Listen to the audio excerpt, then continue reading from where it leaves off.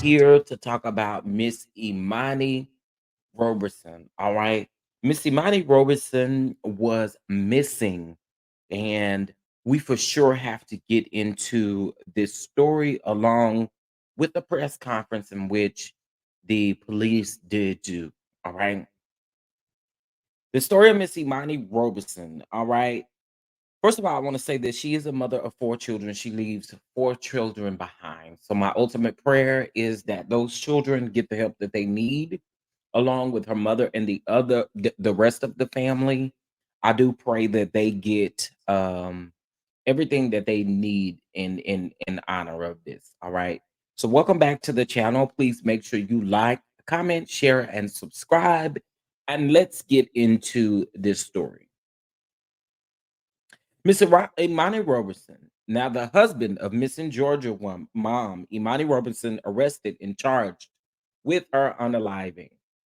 The husband of a Georgia mother of four who had been missing for more than 2 weeks was charged with unaliving after her body was recovered Friday, authorities said. Donnell Anderson was arrested and charged in connection with the disappearance of the death of Imani Roberson. Roxdale County Sheriff Eric Levitt told reporters at a Saturday news conference. Now, Roberson was last seen on July the 16th in Atlanta while driving home with her two children from her mother's house after dinner. Now, her mother, um, Clarine, attempted to contact her daughter multiple times the next day without a response. Now, Clarine eventually visited her daughter's home in Conyers, a city about 24 miles east of Atlanta, only to find it empty. Now, authorities began their search on July the 17th. Their search on July the 17th after Clarine reported Roberson is missing. Now, investigators were immediately suspicious after visiting the home, the sheriff said. It was clear that foul play was evident in the disappearance of Imani. Blood was found in Roberson's home and multiple other places, according to the sheriff's department. More than a week later, Roberson's car was found after it had been set on fire.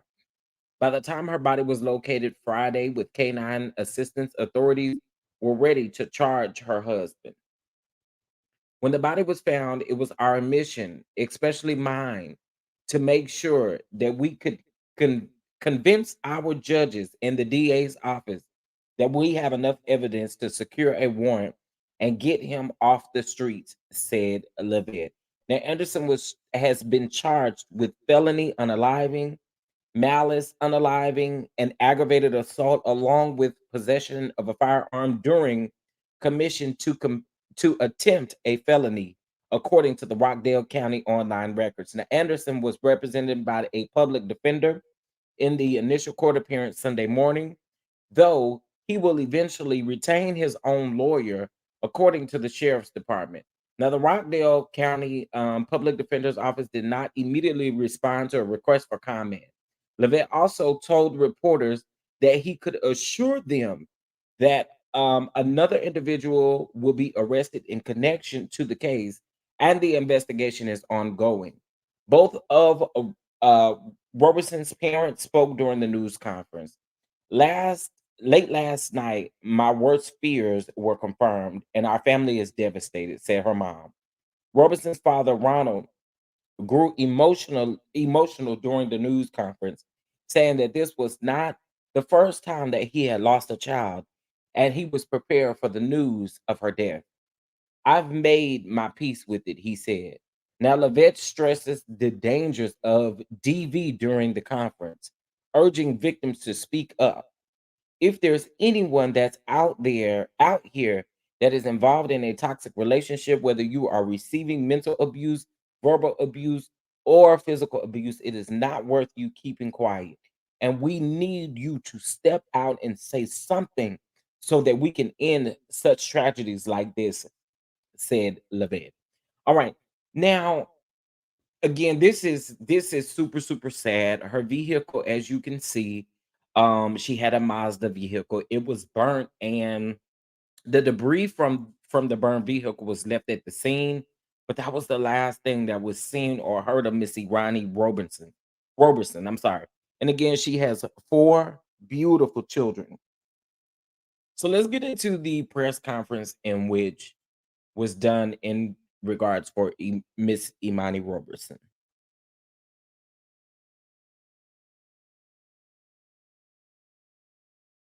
That area, an unknown body was discovered. Once the body was examined and matched the description provided to us on Imani, including tattoos, we matched from photos of Imani, including descriptions that was provided to us by our mother and others, with the body recovered. We were certain that we have located Imani. On 8/4 2023, several more search warrants were secured, as well as arrest warrants for Donnell Anderson, which is her husband. I activated my SWAT team to go and pick up Donnell Anderson. Donnell Anderson was located at an apartment location in the city of Atlanta. Donnell Anderson is charged with felony murder, malice murder, aggravated assault, possession of a firearm during the commission of a crime, and there could be more charges. This investigation is still ongoing, and I can assure you that another arrest will be made. I want to encourage anyone else who may know anything about this case to contact my office. At this time, I want to thank our partners. I would like to provide a special thanks to APD, the GBI, special thanks to the South Fulton Police Department under the leadership of Chief Keith Meadows. Under his leadership, I want to specifically thank Lieutenant Weathers. Um, as I stated earlier, this is an ongoing investigation. We are out in the field even as we speak on this investigation. I told you that there's going to be another arrest, and that is the reason why we're still out here on the field. And we're going to get that individual and any other individuals that could be attached to this case in custody if we find out that anyone else is involved. Um, I have expressed my sympathy to the mother and father and their family, and I promised them that I was going to find Imani and find out who done something to Imani, and that today we have done. And so now at this time, I will turn it over to the parents. This is Miss Clarine and Mr. Ackland.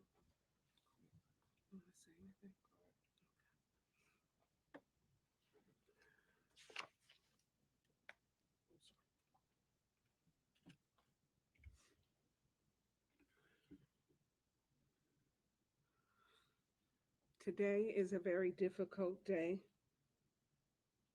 for our family, especially the mother and the father. As a mother and father, you know that your kids are in a very special way. And when I couldn't reach Imani almost 3 weeks ago, I knew something was wrong. Late last night, my worst fears were confirmed, and our family is devastated. Being here today is extremely difficult for us, but I do want to thank the public who rallied around us and supported us for Imani's safe return. Thank you to the members of the national and local media who elevated the story. Lastly, Investigator Jones, Deputy Adams, and Sheriff Levette, and the whole entire team that worked diligently to bring Imani home. We thank you for your continued prayers and support as we work to care for Imani's beautiful boys without a mother. Thank you. Um, yeah, this is not the news that we wanted to have, but I was prepared. I was preparing Imani's mom for it. When she sent me the Ring doorbell video and said, "What do I think?" I made my peace with it then. I want to give thanks to Investigator Jones that at least they couldn't tell us. I understand that. But she did say that's what it sounded like to me too. So I said my goodbyes to, to my daughter yesterday. And I told her, I promised her when I laid there with Royal that we will work with whoever we have to, and all people that's involved will be held accountable. This is the third child I done lost to the state of Georgia. And if you think it's going to break me, it's not. I done seen all I can see. Three of my babies gone. I want to thank Rockdale County. I didn't want to give y'all the chance, and I wanted him so bad, but I trusted y'all. And thank you. Thank you. It's not the news that we wanted, but I'm happy that we can hold them accountable. And I just ask all, if you know anything can help it go further and anybody else that is involved, come forth. Because what has happened to us more than once can happen to any of you. And you will want us and everybody to be involved same way you are. I was ready for it, and I will help take care of my daughters, her kids. Thank you, Georgia.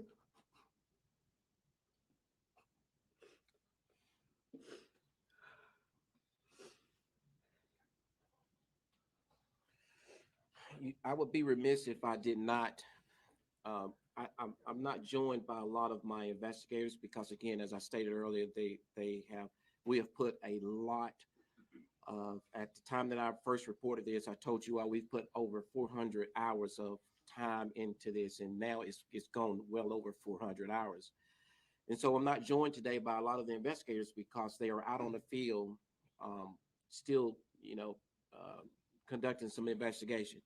I am joined by one of my investigators who's been by this family side from the beginning, which is Investigator Jones. So I want to make sure that I give a special thank you to the hardworking men of the Rockland County Sheriff's Office. And they work very hard. Thank you. They work very hard with the challenges that we as law enforcement face each and every day. But, their first responsibility is to get closure and to get justice for anyone that commits crimes like this. This is like a domestic. It is a domestic. It's a husband and wife. We've had about 4 to 5 murders this year, and every last one of them has been domestic family violence related.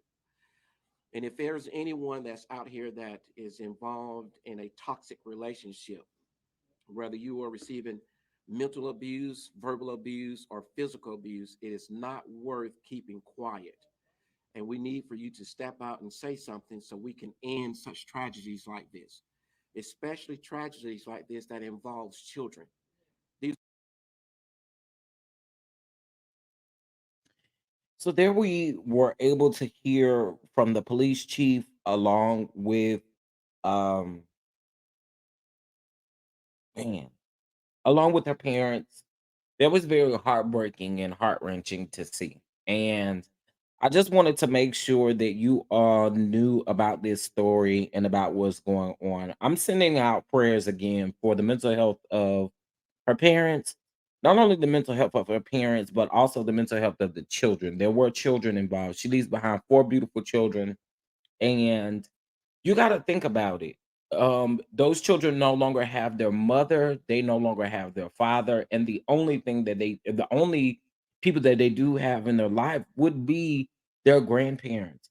So I'm praying that their grandparents are able to get the resources to help raise them the best way that they possibly can, because again, this is just a sad overall situation, and it breaks my heart, yo. It honestly breaks my heart, and it also broke my heart to hear him say, um,